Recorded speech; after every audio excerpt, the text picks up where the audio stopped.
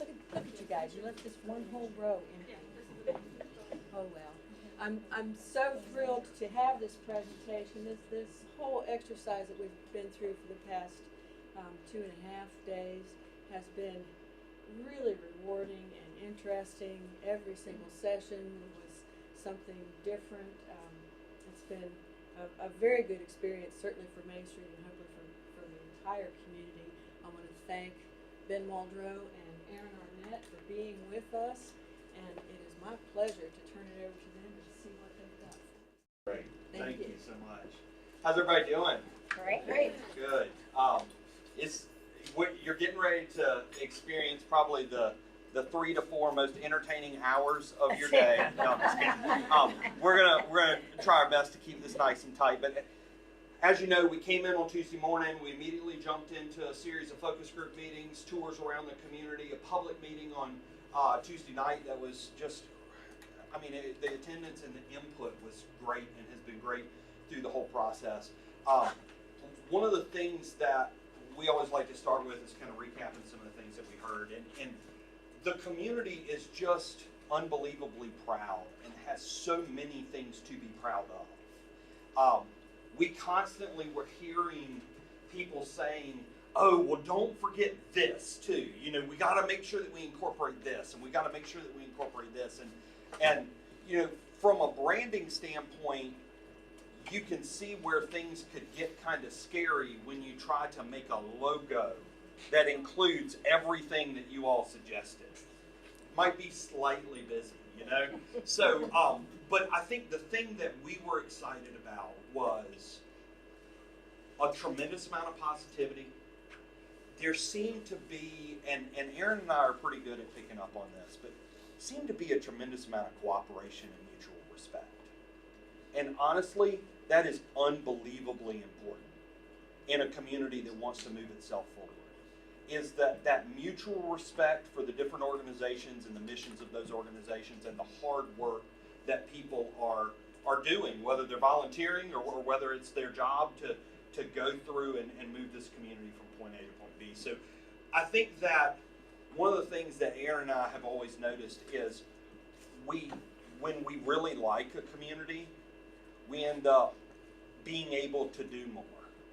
And it's weird how that works out, but this presentation is almost 60 slides long because we were able to create so much. So if there is actually a correlation, that means that we really, really like you. The other thing that we've noticed is there's a correlation between how good the food is in a community and how much work we get done. So, we ate some good food while we were here too. From there, after we listen, the next thing that we like to do is we like to look at a lot of the things that already exist. So obviously, our primary focus in this process is looking at Elkins Main Street as an organization and also the downtown as a destination. But we go through and we look at some of these other identities that exist, and there's some really, really great stuff out there. I commented several times on the city seal. I'm in communities all over the country. It is rare that you come in and have a city that has a seal that a designer ever got anywhere close to. Typically, a city seal looks like an all-you-can-eat buffet at the end of the night, where they just have slapped everything anybody could ever think of in that little symbol. Being able to have something that was well designed, I didn't even realize until earlier today. I found the Historic Landmarks Commission, which is such a nice complementary identity to that. Of course, we've got the Chamber of Commerce, which is both an Elkins and Randolph County organization, so you have to be really mindful from a chamber perspective that the chamber doesn't look too Elkins-centric. Whenever you have a larger geography that you serve, you have to make sure that you're not playing favorites, but that fits in well. The Elkins Depot Welcome Center is a great logo, really bringing in that depot and that architecture. Davis and Elkins College, Forest Festival, Randolph County CVB, and you can see with what Randolph County has done, they have taken a lot of those comments that you heard people say. We heard people talk about the mountains, we heard them talk about the forest, we heard them talk about the arts and the music and the train. So they created a logo with mountains and a leaf and train, and musical notes. So, that's an approach at taking what we hear and turning it into a graphic identity. And then I even incorporated, the reason I brought Big Timber in was so much of that connection to the timber industry, and knowing that the moment that you start connecting with that, it leads you into a certain graphic palette of options, axes and log slices. There's kind of a typical design response to that. So you want to be aware of what other people are doing in the community. Now, the other thing that I always like to talk about when we show this is, I think a lot of times in a branding exercise, people assume that branding means everybody looks exactly alike. And that's not the case at all. In fact, I like to use this example from Davis and Elkins College, where on the left, what you have is the academic logo. And then on the right, you have the athletic logo. Now, granted, they share similar elements like colors, but then they also adopt different elements like typeface. Now, why would you do this? Well, first of all, if you have a bad season in sports, you don't want it to affect admissions, but you also have things like merchandising. You have things like, well, maybe we're okay selling this in some places, but maybe we want this to be ours. And great example is the city government. The city government has this seal, but you don't really want to sell merchandise with the seal on it. If the same thing that your code enforcer is wearing to show that they are official is the identity that you can just buy in a store, it confuses people a little. So having that gap, having that difference between what we call the organization logos and the destination logo or the destination brand. And we'll be hitting on all those today. So from there, as we go through, what we're going to be showing you today is what we call a branding toolbox. It's really a foundation for communication. And we believe that that foundation is built off of 4 main elements. The first is defining a color palette. The second is a uniform approach to typefaces. The third is adopting a consistent message. Consistent message doesn't mean the same message over and over again all the time. It means the right message at the right time for the right audience. And then a consistent or somewhat consistent approach to graphics. Now, from there, this is the time where I start giving back to you. And I always like to start with brand values. These are some of the things that we heard. Rail and trains are extremely important and are a great opportunity experience. Forest and mountains, wood and timber, artists and performers, Davis and Elkins College, healthy and natural, not nestled. It was made very, very clear that we are not nestled. One of the other things that stuck out to us that I thought was kind of interesting was you guys are extremely cold. It's been snowing for like 2 days straight, and yet the radar is always showing nothing there. It's some sort of strange oddity. And the weird thing is, literally, when you Google Elkins, you can find all these weather maps just by Googling your community. And when you have an entire community, an entire region, you're showing up in the Northeast map as being this weird, isolated area of cold, I'm not sure, I've looked at the topo, I think I get it, but it really is an interesting dynamic. And one of the reasons that I focused in on that, and I do think that that's an interesting element, is we heard over and over again that Elkins, West Virginia, is known throughout this region, the greater region, all the way to Washington, D.C. and beyond, because they show up on weather maps. They're this really interesting kind of Western front of being able to pinpoint and orient things. So I think that that's a really, really interesting dynamic. Now, from there, I want to talk a little bit about the color palette. With the color palette, what I wanted to do was I wanted to create something that was bright and vibrant, had energy to it, but I also wanted to pay respect to some of the pre-existing logos and identity systems, because if we didn't pay attention to what already existed, then all of a sudden we're creating something brand new that's different from everyone else. So what we did was we identified 7 colors, and those 7 colors are actually, we have 5 of the colors that are derived out of the seal, 2 blues, 2 greens, and kind of a gold, and then the red out of Davis and Elkins. And then as I was building it together, I decided to add one more color. I decided to select an orange tone between the yellow and the red. I knew that a lot of people came to this region for fall colors, and I wanted to go ahead and define an orange in that palette so I felt like you got that spectrum. But now all of a sudden, we can focus it down into 7 colors, and we can use those colors for color continuity. Where the city might be able to adopt, or might have already adopted. I know in the seal, I kind of feel like that dark blue is a dominant color in the composition of the seal, where from a destination standpoint, we leaned a little bit more towards the dark green and gold as the colors. Now, from that color palette, does that make sense to everybody? So the nice thing about this is colors are unbelievably subjective. And this is coming from a person who literally, right before I left home on Monday, my wife and I had a very long, detailed discussion on shades of white. And I did not realize that there were as many shades of white as she painted on our wall in our house. You know, so these nuances are very important, but the consistency is something that people pick up on. So simply by adopting a color palette, you are offering up the opportunity for event organizers and organizations through your community to tie into the brand simply through color alone. So it's a really, really great connecting tool. Now, next we want to talk about Typeface. And in a community so known for timber, you do not have to use a typeface that looks like logs. It's a very, very important lesson here. I worked, last month I was working in the hometown of Walt Disney. And it was amazing. I had to give them permission to not use the Walt Disney typeface. You know, a lot of those things, this is cute the first time you see it, and then it's like you don't ever want to see it again.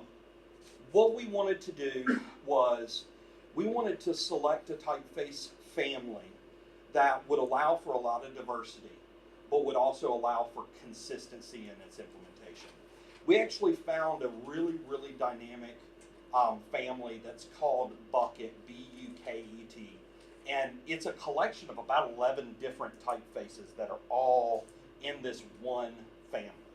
But they were all designed to complement one another. The signature typeface that you see at the top it's called a sans serif. I learned in school when I was studying design that a serif is a doohickey. That apparently was the technical term. Sans serif means without doohickey. So that's why the letters don't have little, doohickeys on the ends of them. It's a clean typeface, but this particular one carries a little bit of a texture to it. The secondary typeface is actually, these two are the same. This is just cleaner. It doesn't have the texture and the gradation in it. And then the accent typeface is what's called a slab serif. And you'll see a couple more used, but these are kind of the foundation for us to be able to create that consistency. And the typeface selection allows us to then look at what we call a word type. And it's funny how this is a concept that most communities pay absolutely no attention to. Virtually every organization that is local to Elkins has Elkins in their name. But there's very little thought put to, can we use typeface to create consistency in the way that Elkins appears? So this is the word type. One of the reasons that I selected this is I actually really love the symmetry in the K. How that K and the E are on a center line that runs straight down the middle. It makes it just very, very strong. It stands out. And again, you'll kind of see how all that stuff comes together. So we look at typeface, we look at colors, and then the next thing on our list is message. And to get us to the message, we always write what we call a brand statement. And this is several slides long, so bear with me. And again, our little caveat, everything that you've seen has been created in the past like 12 hours, really. So there might be something spelled wrong, or I might pronounce something wrong, but just, do the best. I left the National Forest out altogether, so I don't have to try to pronounce it. So I'll carry you through this. Elkins is the coolest town in West Virginia, literally. And there's something in the rolling hills and lush forests that surround us that draws people to our lively town. We are unquestionably West Virginia, but there is a creative energy that binds our people and their experiences together and makes us unexpectedly different. That energy lives in the traditions we celebrate at Augusta Heritage Center, or as we crown our queen each year at the Mountain State Forest Festival. It thrives as the Polar Express departs our historic depot each Christmas, carrying true believers to the North Pole. It is on display in the artistic creations at the Arts Center, where the inspiration for our community is interpreted in canvases, music, and theater.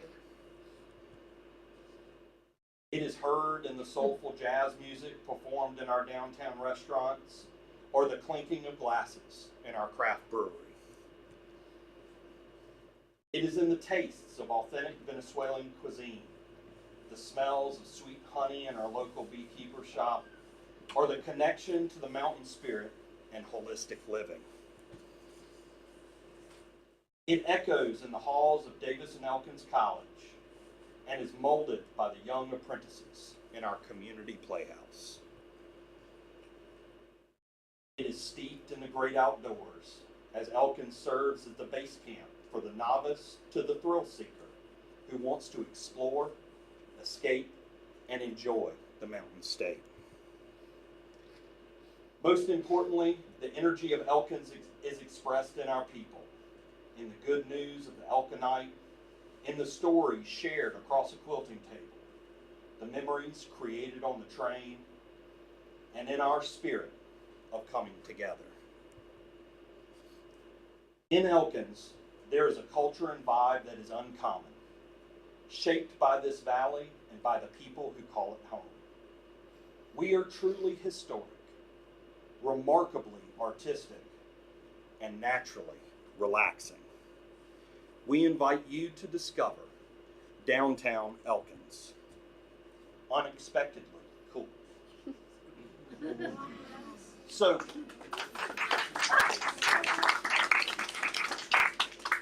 one of the things that we have that's kind of an interesting dynamic when we talk about the destination brand for downtown is downtown doesn't have to tell the entire community story. And it doesn't have to tell every single story all by itself. So being able to position this place as not only that base camp for the region, but the place where you have unique experiences, the place where you have those personal interactions, those are the things that we really want the downtown to be. And it is interesting. One of the things that we noticed is we heard this term that people talk about, the Forest City. And the Forest City is a great, great term. But I will say, just so you know that I do my due diligence, first thing I started to do, how do other people represent forests? And all the graphics that I saw were always evergreens. The next thing I know, I'm looking into linear board feet production by county, by year. I find out primary species that are being milled through the county, and making sure that as we're doing things, we're either going the route of an artistic approach, or we're making sure that we're including poplar, we're including maple, we're including oak. So we're representing the things that we need to be representing. And I think one of the biggest things that I struggled with was the integration of arts into the message. Because typically, I'm going to a quick quiz, a pop quiz for everybody. If a community is artistic, how do they choose to show that into their logo? A musical note or a paintbrush? Or a mask. Or a mask, exactly. So literally, you have some of the most dynamic experiences simplified down into the same 3 icons that everybody uses everywhere. Where I truly wanted, in the brand for Elkins, I wanted the artistry to come out in its composition, in its photography, and giving you that opportunity to truly engage artistic solutions. So that's why what you see here is you see this really interesting and non-traditional approach to how you might show a forest. So in this, what you can see, the first thing we always like to do is we like to go through and make sure that the logo works in the simplified down version, make sure it works in one color, make sure it works reversed out. Then from there, one of the things that we did for you all, because of the complexity of this graphic and the texture in this typeface, we actually created a large use and a small use.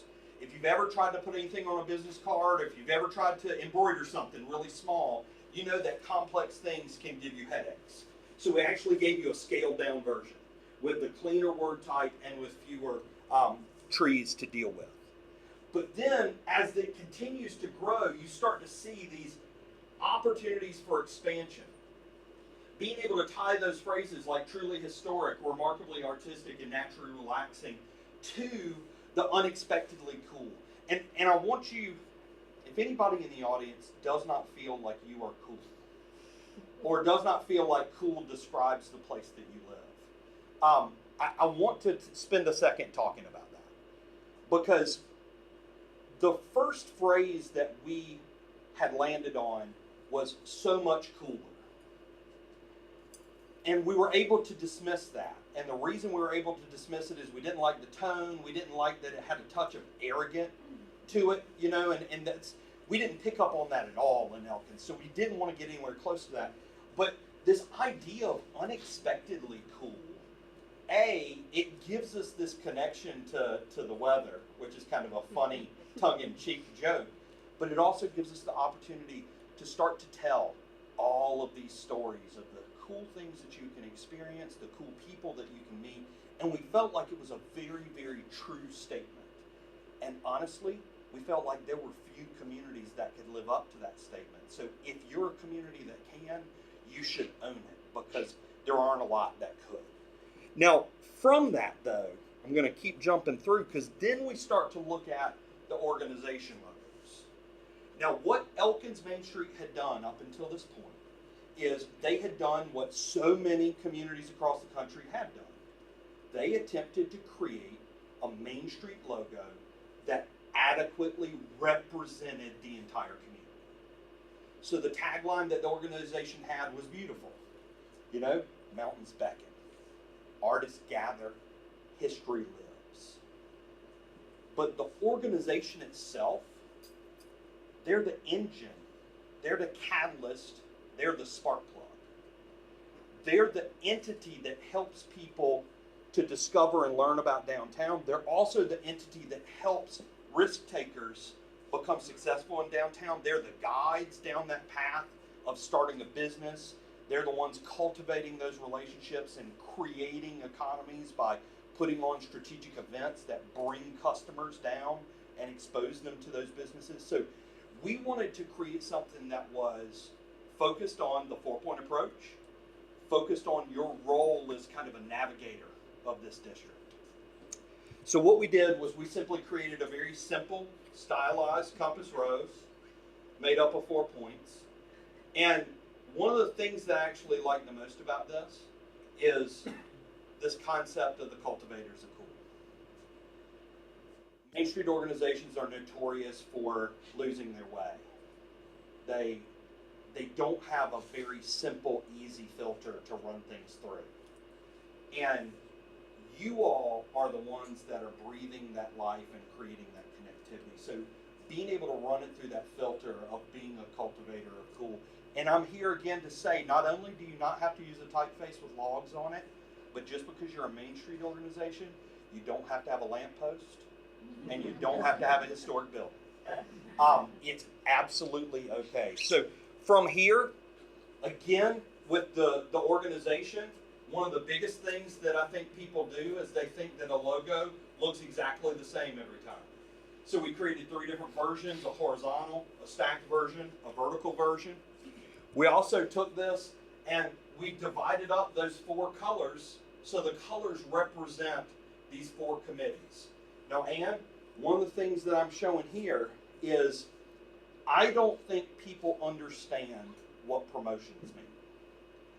And I think that the name across the country has hurt being able to draw in volunteers.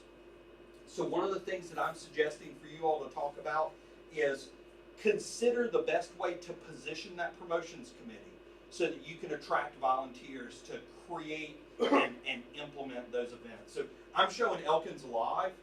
That's just a creative spark plug to just get things going. You know what I mean? It could be rail oriented. It could be any of those things that you want to kind of play around with. But think about what the end goal is. This organization is the grassroots engine. So how do you make sure that that front door is as big and wide open as possible for folks? So what you start to see is you start to see that system coming together from an organizational standpoint. You start to see different things where you can kind of tie this in, helping you discover downtown. Like, that's our role, is exposing people to this. But the Main Street organization is not the only organization that we talk about. And I wanted to take a look at the city. The city's got this great seal, but being able to tie that seal and connect it to the uniform word type goes a long way. So here I'm showing how you can tie that in together.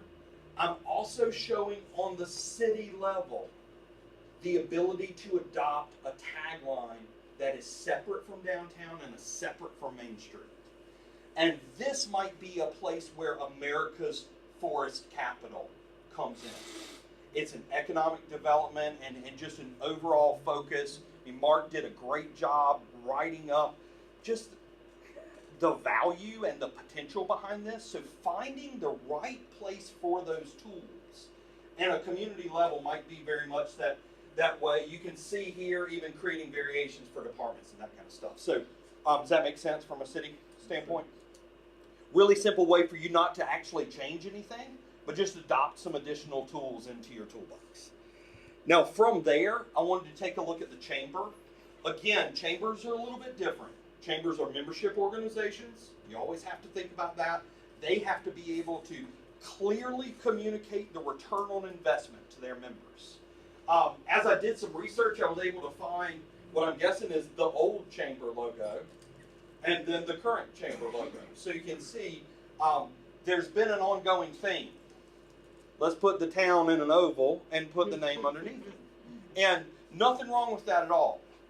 One of the big things that I've learned is chambers of commerce, they adopt this, I call it a chamber diplomacy mindset, where the name of their organization continues to get bigger as they try to make themselves relevant to a larger area. So it'll go from Elkins Chamber of Commerce to Elkin-Randolph County Chamber of Commerce to Greater Elkin-Randolph County Chamber of Commerce to Greater Elkin-Randolph County Area, and like it keeps getting larger and larger. But at the end of the day, what do you all call them? The chamber. So I always love to give a chamber variations where they can just tie it into one that says the chamber. You don't have to have your legal long Rolodex accordion fold name on every single thing that you do. So being able to adopt the clean variations is a great way. And again, this is a simple adaptation of the current identity where they're just now using that primary typeface. So you're tying it in without changing the identity at all. Now from there, we move into what I call brand extension. And the brand extension stuff is really fun for me. This is where the events that go on in the community can tie into it. Now, most of the events that I'm talking about are either Main Street events or events that we've created for Main Street to do. Sorry, Ann. Or sorry, Mark, because one of them's an organization event. But we wanted to start out with your big signature, and that's the Mountain State Forest Festival. Now, Mountain State Forest Festival has a pre-existing logo. It's got a maple leaf turned upside down, and it's got kind of a single tree that runs through it now. We tweaked it up a little bit. Again, this was our opportunity to show how adopting that typeface doesn't significantly change the overall look and feel, but now ties it all into the same system.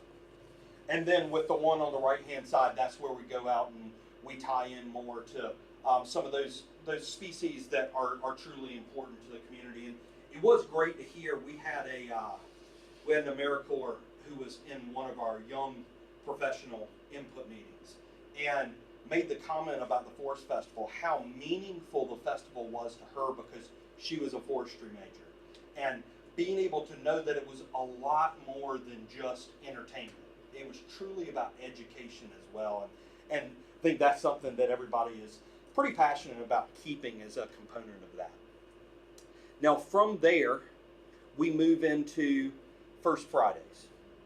First Friday is an event series. So I wanted to simply show it. It seems like there's a lot of fluidity in First Fridays. I'm showing an overall logo that has kind of a music theme, but all those graphics can change as you go through. But I want to take this opportunity to talk a little bit about First Fridays. Communities love alliteration. So you've got your First Fridays, your Second Saturdays, your Third Thursdays, your Wacky Wednesdays, all that kind of stuff. I always like to talk about this because these type events should be strategic events. The reason why you have a First Friday is because you are trying to cultivate customers coming to your district more regularly so that they can begin to depend on First Friday as a vibrant atmosphere in the core of your community. Salisbury, Maryland, I worked with them several years ago, and they had done an amazing First Friday event. It had truly turned into a success. They had thousands of people that were coming into their downtown on the First Friday. So what did they do once they realized that that event was successful? What did they do after that? Anybody want to take a guess? They took it out of First Fridays. They decided to create a second event. Second Saturdays. And I was like, okay, help me out here. Wouldn't it have been better, now that you know you have convinced thousands of people to come to your downtown one Friday a month, wouldn't it be better to make Fridays a thing that you can do in Salisbury? Because instead of adding one additional day a month to the businesses, you're adding 3 more days by expanding out to the Friday. So think of these type of event series as customer cultivators.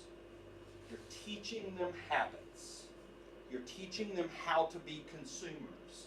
And then when you achieve a success, your goal should really be to expand out so that that day becomes a reliable sales day for your business community. Does that make sense? So with First Fridays, one of the big ones that you have is Jazz Walk. So again, you can see with the typeface, with the colors, you're able to do these expansions and tie them in. Another cool thing that you all do is the cash mobs. So now you can create just a little graphic that ties in and becomes connected to that. Scarecrow Festival. So guess what? This stuff isn't hard. You've created a foundation so that the design solution almost seems like common sense. So you don't have to spend volunteer hour after volunteer hour discussing what our logo should be when you start to just have a system where things make sense. Trick or treat, being able to go through and have initiatives with the trail opening up. You might want to launch a Bike Elkins initiative so that you're bringing those bikes into downtown. You're making sure that you're seeing that presence. Another idea that we talked about, we know that Main Street is exploring some sort of signature fundraising event. And as consultants, we love to suggest beers, events where you drink beers, you know. So no, but somebody came up with this phrase, and we really liked the idea of the Cabin Fever Brew Fest, where you pick that appropriate time and you just really have this regional event that is focused on being a revenue generator for the organization. So what you start to see is, as you start to build these, you start to see a certain amount of connectivity between all the events and a connectivity between the place. From there, we always like to look at collateral materials. And one of the things that we start with is business cards for the organization, so that Karen, as she's going around, can make sure that people know who she is and what organization she represents. So this is a way where you can take those graphics, kind of highlight that organization identity, but still be very closely connected to downtown. This is the current website for downtown, and showing how a quick refresh of that could look something like this. And we've already talked a little bit about how we can help with some web templates to make that happen. The design committee, and I know Nancy is leading up a best practices guide for being able to help folks know what does good look like from a design standpoint and an investment in your building. So we simply put together what a cover design might look like for that. Again, tying that into the organization and being able to kind of highlight some of that. That great work. I mean, the Main Street organization, between a design best practices guide, a streetscape plan, I mean, there's some pretty amazing things that are coming out of this volunteer organization. So being able to carry that same level of professionalism into the design of the piece itself.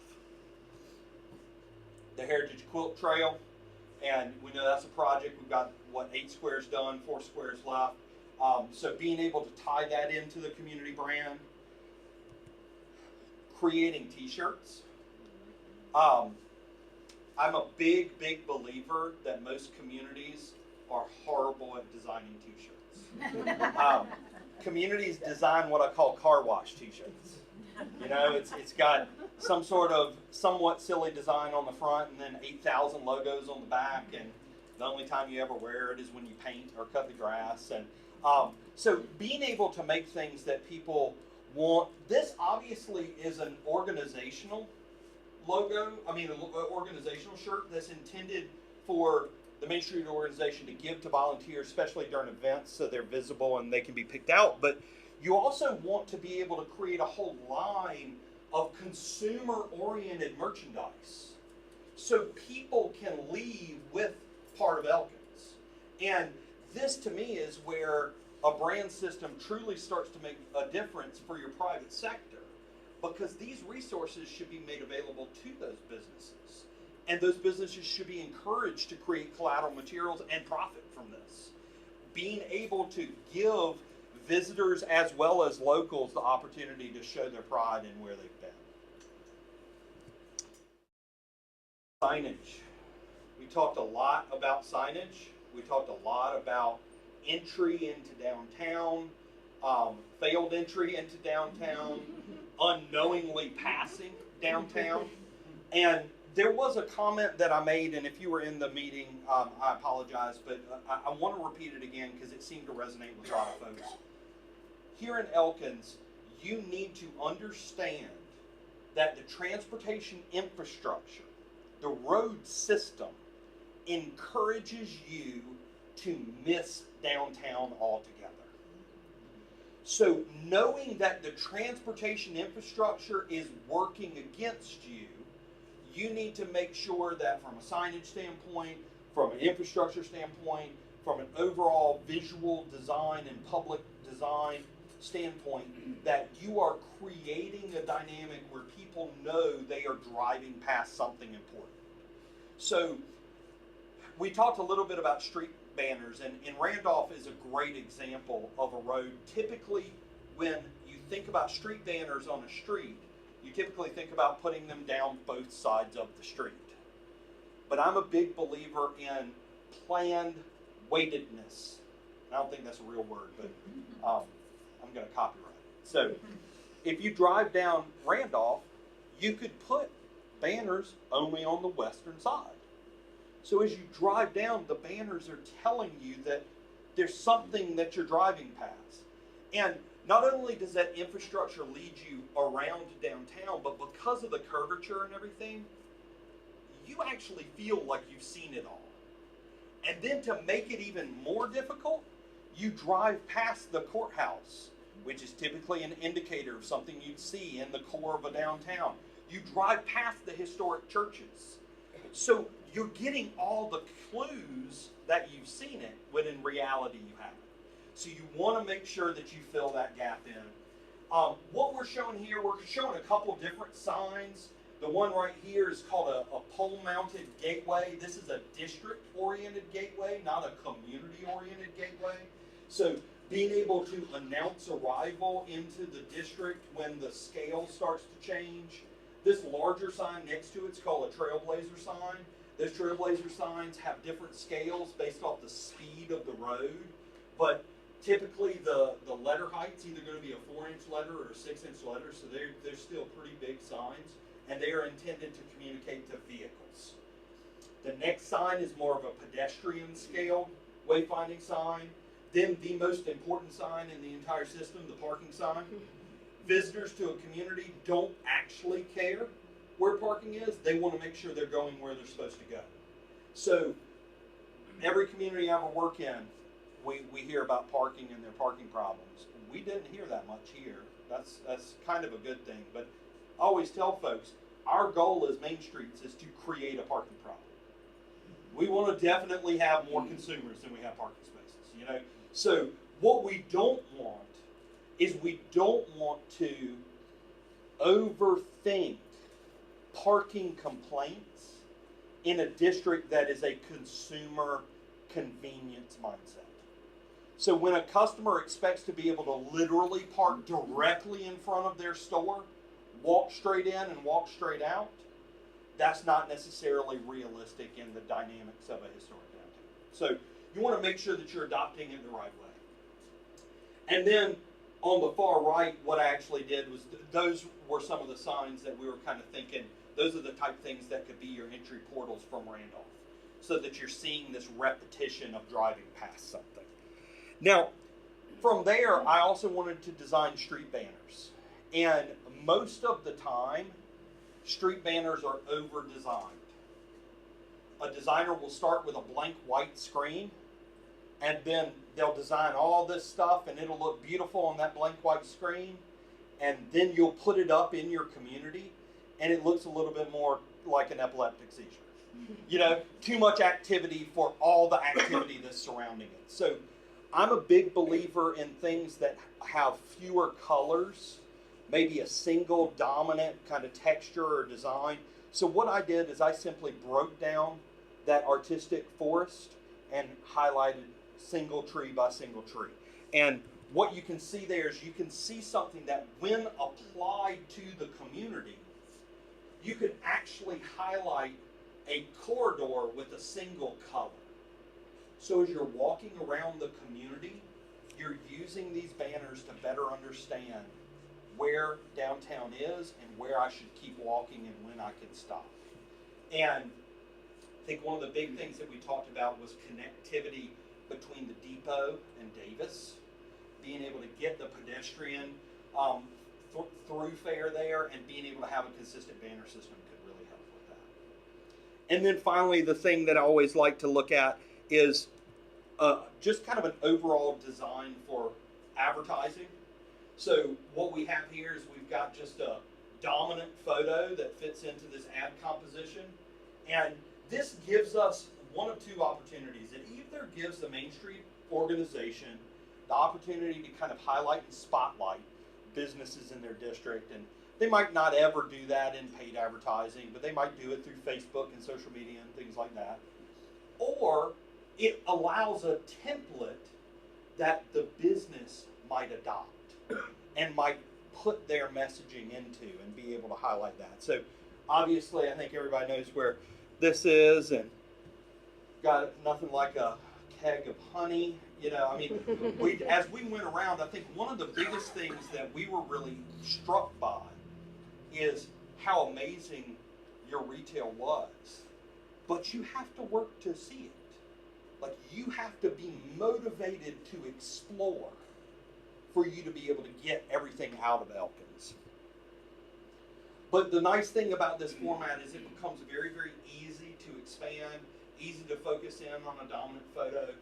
For a long time, I'm going to tell you a little secret, for the longest time when we would set these ad templates up, I would always set them up with horizontal dominant photos. But anybody want to take a guess why I'm starting to do verticals all the time? Magazine's a good guess, but not quite there. The layout was always was always vertical, but my dominant photo was horizontal. But lately, cell phones. Believe it or not, most of the time, we're seeing business owners taking pictures with their cell phones, and that's what's going in the ad.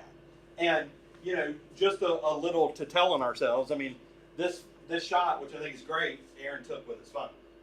You know, so it's not necessarily unrealistic to do that, but you have to understand that people are taking a lot more vertical photos than ever before.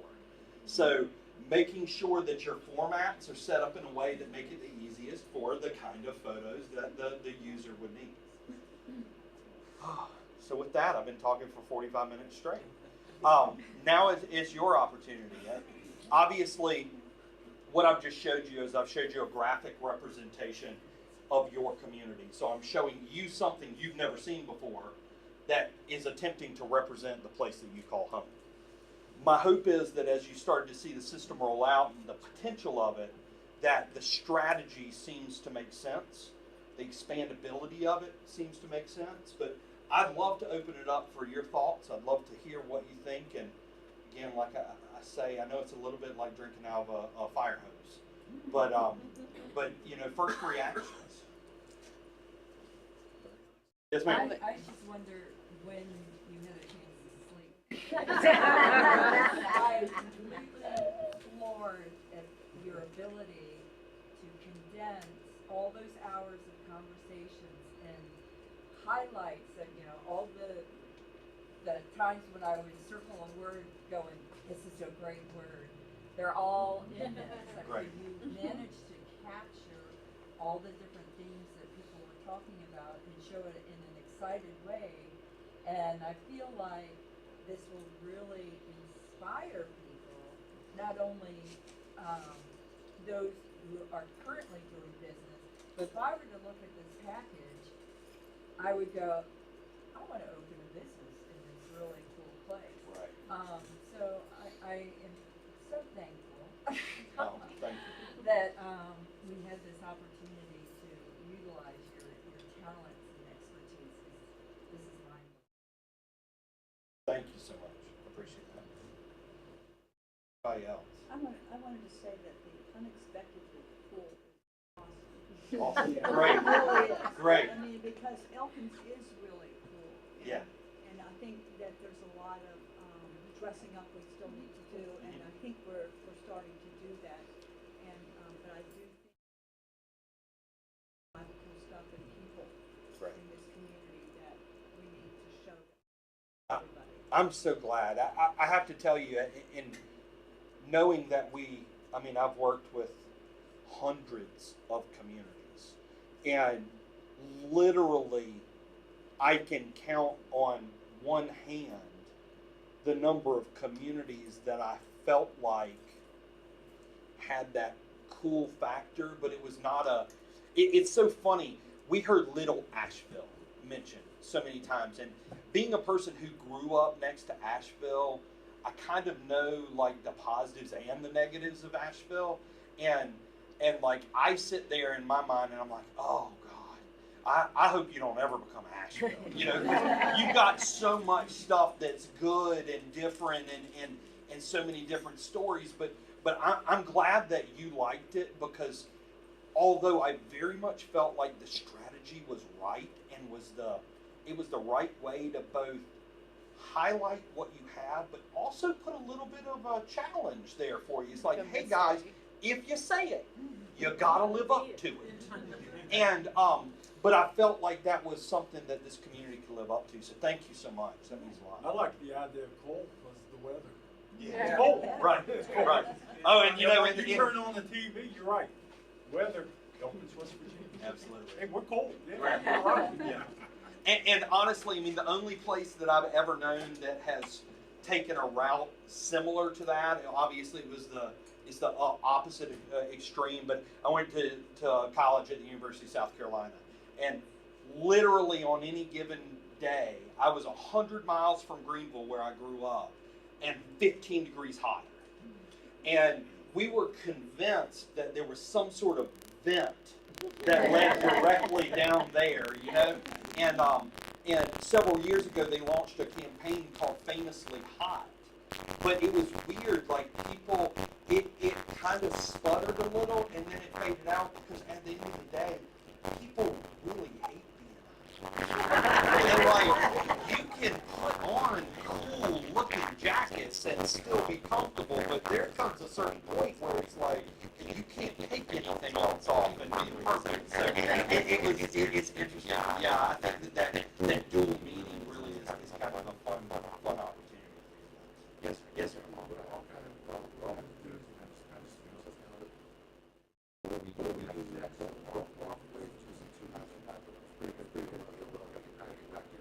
Absolutely. Okay. So great question. So the first thing we want to do, obviously, we're in this presentation. If we want to give the organization a little bit of time to sink in, and then get facts. Our goal is to, in pretty short order, we'd like to give you a week or two to roll it over, and then give us assignments and any vision, and we'll try to take a week or two to get it wrapped up. When we give this back, we'll literally receive some use. All the logos are being purchased from Typefaces for Elkins Main Street. So you all will own the Typefaces. We'll give you a full style guide document that will define all those colors, define how to use it, how not to mess it up. We will, every single logo variation that you see, we're going to save it in 5 different file formats. So if you're trying to get a banner done, you'll have the right thing. If you're trying to paint something on a water tower, you'll have the right thing. So we try to make a very, very easy to use digital delivery system. And literally all those resources are going to live behind a single link. So the Main Street organization can share that link with anybody who wants these tools. And step number 1 would be organizational adoption. Step number 2 would be making the resources available to the business community. Step number 3 would be integration of these tools into the pre-existing marketing outlets that the organization has, like social media and website. So you just do that slow roll. You don't have to spend a ton of money to integrate new graphics. And then when certain opportunities for pre-planned expense come up, or just like the work on the best practices guide, being able to apply these recommendations to that, or if a new event comes up, things like that. You roll it out as it comes natural, so you don't beat yourself up.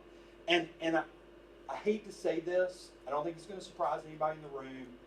People don't pay a whole lot of attention. So you're going to be rolling this out for 12 months, and then you can have an unveiling. And be like, look at our new logo. And then everybody will look around and they'll be like, wow, it's everywhere. They've done a great job.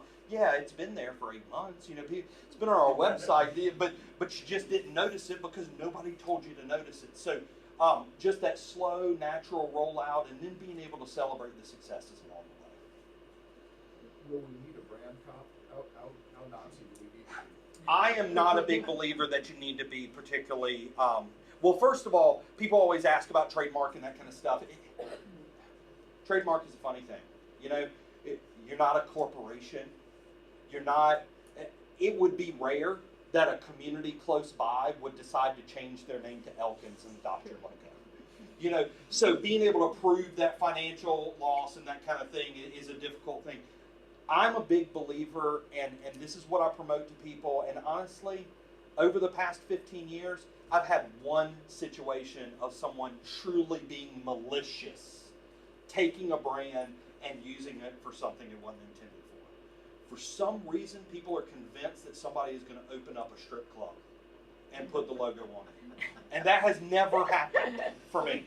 You know, I don't know whether that's a professional success or a professional failure, but it's never happened. So literally the worst thing that ever happened was over in Stanton, Virginia. We had somebody who was launching a paid app for the phone in the early days of apps and stole the community logo so that the app would look like the official app even though it wasn't sanctioned. And, you know, it wasn't a huge deal, but it was one of those things we discovered during that interaction that it wouldn't have helped us if we had had a trademark. All we really need is we need a really nasty Graham letter from lawyers. So if you know any good attorneys around that, you know, maybe work for the city and have been in all our meetings that can maybe help draft that, that would be great. You know, so it's about having that right tool to be able to get folks to play nice. But honestly, overwhelmingly, people do the right thing. And I think, Ben, and correct me if I'm wrong, I think the biggest issue that you might see is people just stretching. It's stretched. So if you just watch for that and be able to help them. Absolutely. keep It is the logo amazing the power of a shift key. And most people don't realize if you just hold down the shift key, you won't stretch the logo out. But yeah, we've got a little bit of that in the style guide too to try to help folks out. The final question I got too for us is, what's the shelf life of something like this, and will it evolve naturally, or do we come back in 5 years and say, hey, we need to update this? What goes on in here? Okay, that's a great question. First of all, there's no fixed time period. Sometimes a community is very much in a transitional standpoint, and we tell them up front, it's like, look, this is going to last you 3 to 5 years. But honestly, if you achieve your goals, you're going to be a vastly different place, and you're going to want to go back and rethink this. With the way that this particular system was created, you have the opportunity to really look internally at effectiveness and decide, you know, you could take this thing out for 4 or 5 years, and then you might decide you want to update the tagline.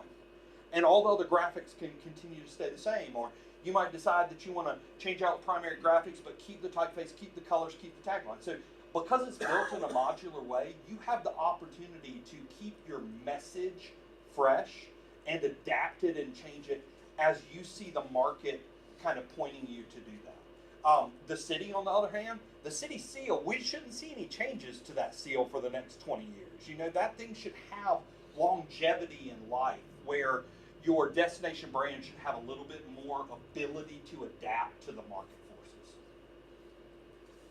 Any other questions or thoughts? Or Great job. awesome, awesome. Well, y'all, thank you so much. This has truly been a fantastic week for us. Between the participation in the meetings, the input that was given during those meetings, just the warm hosts that you all were, and the enthusiasm that you have for the community, and the willingness to allow us to make suggestions when we didn't ask permission. You know, we didn't ask the city or the chamber permission to make the recommendations, but we kind of humbly submit those as opportunities for the community to really blatantly show people that, hey, we're all working together. We're all making Elkins the best Elkins it can be. And you know, if you're not with us, then you're kind of against us. And we would just politely love for you to just stand over there. So you what know? you're saying, we're cold, but we're warm too, right? Exactly.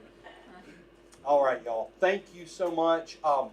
Karen? I just wanted to stand up and say what a wonderful experience it has been for me, and I hope for all of you to see our community through these eyes. Yes. What a great gift. And I want to recognize the State Main Street program for making this possible, and I'd like to introduce Nikki Martin is our coordinator for the West Virginia On Track and Main Street programs, and she's here from the state. All right. Thank you so much. We're going to get this thing uploaded. We'll get the link to Karen and look forward to feedback.